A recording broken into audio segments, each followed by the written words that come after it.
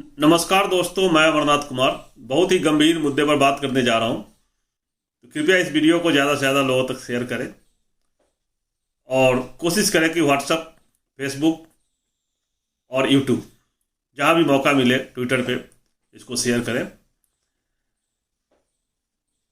जो कुछ भी होता है अच्छे के लिए होता है, ये नेचर का नियम है। और आज भाजपा भारत सरकार की गद्दी पर बैठे हुए हमारे ऊपर शासन कर रहे हैं, वो भी कुछ भगवान ने सोच समझ के किया होगा और मैं उसमें भी थोड़ी सी अच्छाई देख रहा हूं। आप बोलेंगे कि ये क्या बोल रहा है, भाजपा का सपोर्टर तो नहीं हो गया? तो आज मैं थोड़ी देर के लिए भाजपा का सपोर्टर बन गया हूं, क्योंकि भाजपा के आने से और उनके चाल चरित्र से, उनके सपोर्टर के चाल चरित्र से, जिनको आप अंधभक्त कहते हो, चाहिए साधु महात्माओं के चाल चरित्र से देश को बहुत बड़ा फायदा होने जा रहा है फ्यूचर में। इस देश को 3000 सालों से बर्बाद करने की कोशिश की जा रही थी। लोग हम सबको जातियों में बांट दिया, धीरे धीरे अलग अलग जातियों में, उसके बाद अलग अलग धर्मों में बांटा गया और एक धर्म के खिलाफ इस तरह से माहौल किया गया, इस तरह से कट्टरवाद सिखाया गया, जिसके कारण लोग सनातन धर्म को छोड़ के दूसरे धर्म में जाते गए। बौद्ध धर्म आए, जैन धर्म आए, उसके बाद इस्लाम और सिखिज्म भी, और लोग बढ़ते चले गए। क्योंकि हमारी गलतियों के कारण, हमारे धर्म की गलतियों के कारण लोगों को लगा कि इस धर्म में ज़्यादा ही कट्टरवाद है और लोग ज़्यादा बदमाशी कर रहे हैं, तो हम निकल लेते हैं, निकल लिए। इन लोगों का मेन मकसद था कि हम सबको अलग अलग जातियों और धर्म में बांट कर हम भारत को अपने कब्जे में ले लेंगे, लेकिन नहीं ले पाए। क्योंकि बौद्ध धर्म वाले काफ़ी एक्टिव रहे और एकजुट थे। भारत के लोग जो निवासी थे यहाँ के, वो काफ़ी अलर्ट थे और एकजुट थे।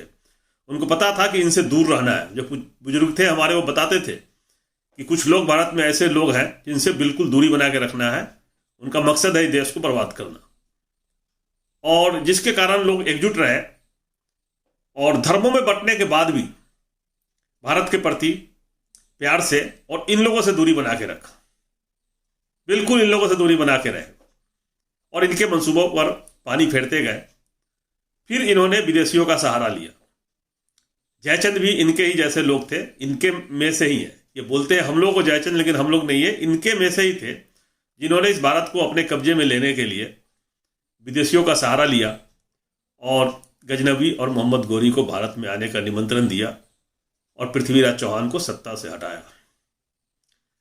इनका उद्देश्य था कि हम उनको बुलाएंगे, विदेशी कितने दिन तक हमारे यहाँ टिक पाएंगे, इनको हरा देंगे, फिर विदेशियों को भगा देंगे। लेकिन नतीजा उल्टा हुआ और विदेशी हमारे देश पे शासन करने लगे।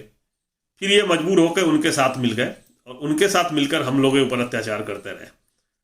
उनके फौज में, मुगलों के फौज में सिपाह सलार बड़े बड़े राजा थे, वो उनके सामने सरेंडर करके उनका सेनापति बन गए। इसमें मानसिंह भी थे, जयपुर वाले। और फिर अंग्रेजों का शासन आया, उनके साथ मिल गए, उनमें भी बड़े बड़े ऑफिसर, राय साहब और क्या क्या बन गए और भारत को कब्जा में लेने की कोशिश करते रहे। संजोग से हमारे देश के लोग, जिसमें हिंदू, मुस्लिम, सिख, ईसाई, जिनको इन्होंने बांट दिया था धर्मों में, वो सब एकजुट रहे और एकजुट होकर स्वतंत्रता की लड़ाई लड़े और इस देश से सबको भागना पड़ा। फिर संविधान आया और संविधान में भी ऐसे प्रोविजन किए गए जिसके कारण इन लोगों की मंसूबों पर पानी फिर गया।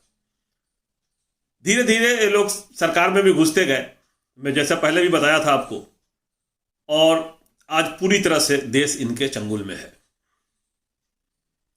हम लोगों के पूर्वज और सब लोग बताते थे कि ये लोग बहुत खतरनाक है, इनसे दूरी बना के रखना, जिस दिन इनके हाथ में सत्ता आ जाएगी देश बर्बाद हो जाएगा। हमारे महापुरुषों ने भी कहा है, चाहे नेहरू जी हों, इंदिरा जी हों, गांधी जी हों, सब ने कहा है।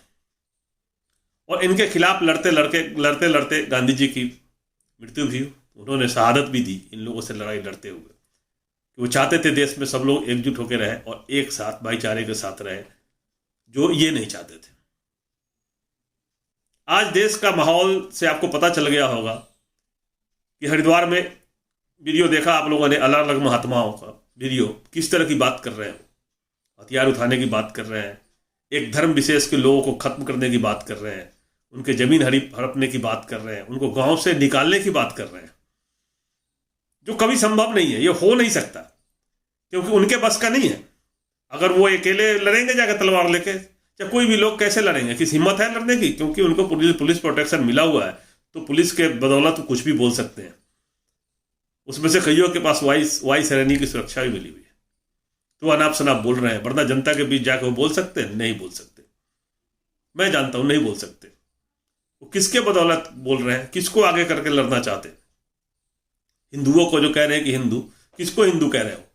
देश में तो 85% लोग हिंदू नहीं है, पूरी आबादी का।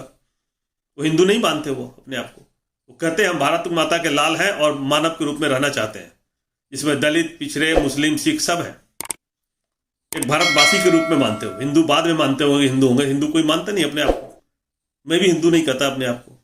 मैं पहले मानव हूं और भारत माता के सपूत हूं और इस देश में रहता हूं, और सब लोग यही चाहते हैं।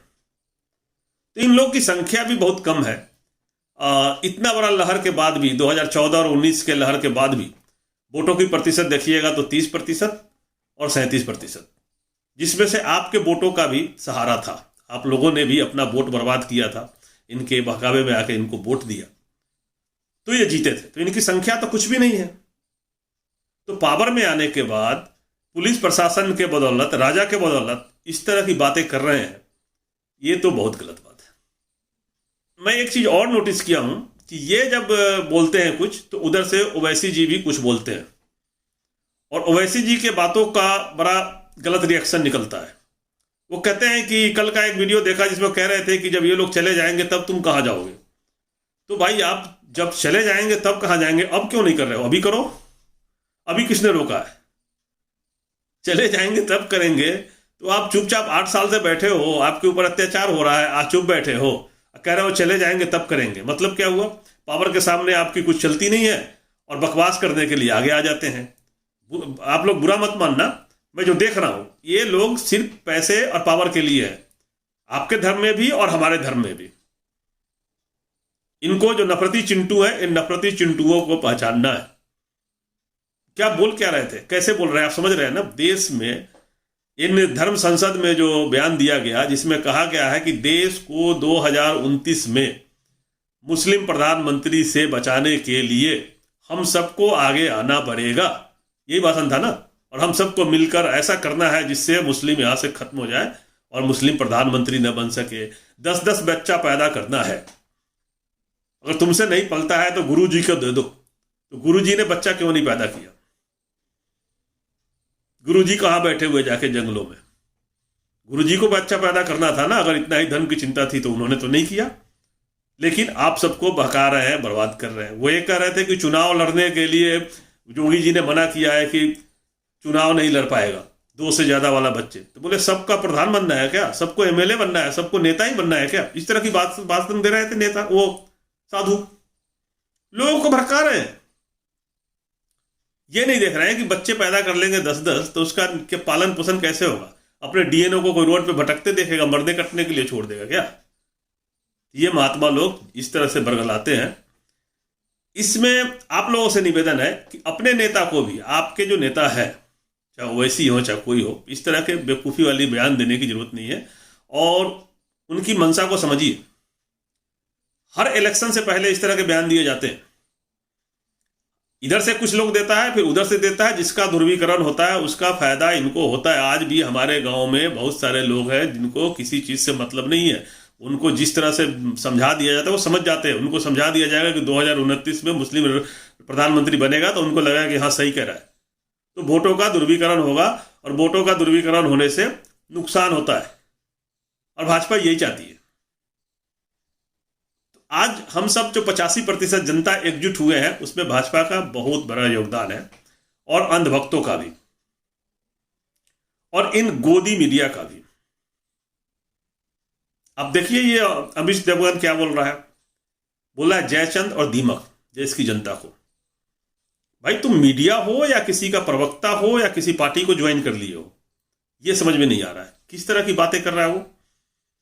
दीमक कह रहा है, किसको कह रहा है? जो भाजपा से बातों से, भाजपा के बातों को रिजेक्ट करता है, चाहे उससे सहमत नहीं है, वो दीमक है देश का। उसमें मैं भी हूं और देश के 85% जनता है, जिसमें दलित पिछड़े भी हैं।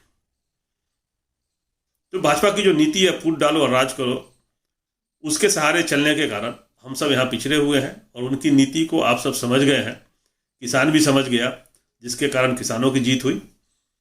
आज हम सब एक हैं और हम सबको एकजुट रहना होगा। मैं यही मांगता हूँ आप सबसे, और यही फायदा हुआ